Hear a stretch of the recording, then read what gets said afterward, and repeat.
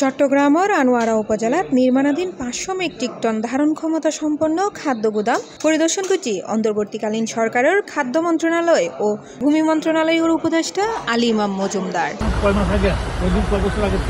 সেপ্টেম্বরের ২৮ তারিখ ফজর ৯:৩০টায় আনোয়ারা সদরত এই প্রকল্প পরিদর্শনত আই উনি। এই সময় উনি প্রকল্পের ফরে সংশ্লিষ্ট ঠিকাদারি প্রতিষ্ঠান ও কর্মকর্তাগুলোর ফরে হতা হয় এবং নির্ধারিত সময়ে হাস্যাস গতু জোর দাবি জানায়।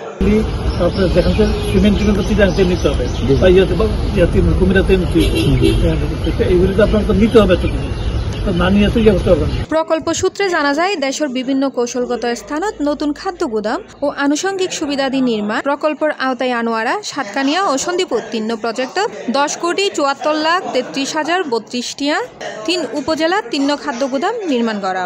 প্রকল্পের মেয়াদ শেষ হব আগামী বছরের জুলাই মাসত। আনোয়ারাত ১,০০০ মেট্রিক টন ধারণ ক্ষমতা সম্পন্ন উগ্র খাদ্য গুদাম আছে, আরও ৫০০ মেট্রিক টন ধারণ ক্ষমতা সম্পন্ন গুদাম নির্মাণ করার আগামী জুনের মধ্যে হাস্যাস গড়ি বেলায় সংশ্লিষ্ট ঠিকাদারের নির্দেশ দেয় উপদেষ্টা। অলরেডি ১,০০০ মেট্রিক টনের আছে, ৫০০ মেট্রিক টন হবে। সেটা হওয়ার পরে ক্যাপাসিটি হবে ১৫০০ মেট্রিক টন রাখা যাবে। তাদের অগ্রগতি যেটুকু দেখলাম আরো ত্বরান্বিত করার জন্য তাদেরকে সকলকে নির্দেশ দেওয়া হয়েছে। আশা করতেছি আগামী জুনের মধ্যে কাজ শেষ হবে। সয়াবিনটা ধরুন আমাদের খাদ্য মন্ত্রণালয় আমরা করি না, বাণিজ্য মন্ত্রণালয় করে। পরিদর্শনত খাদ্য অধিদপ্তরের মহাপরিচালক মোহাম্মদ আবুল হাসানাত হুমায়ুন কবির, চট্টগ্রাম আঞ্চলিক খাদ্য নিয়ন্ত্রক SM কায়সার আলী, জেলা খাদ্য নিয়ন্ত্রক শেখ রিয়াদ কামাল রনি, আনোয়ারা উপজেলা নির্বাহী কর্মকর্তা তাহমিনা আক্তার, আনোয়ারা উপজেলা খাদ্য নিয়ন্ত্রক জান্নাতুল আকসা সহ আরো বোধকেও উপস্থিত আছিল। C+ TV, Chittagong.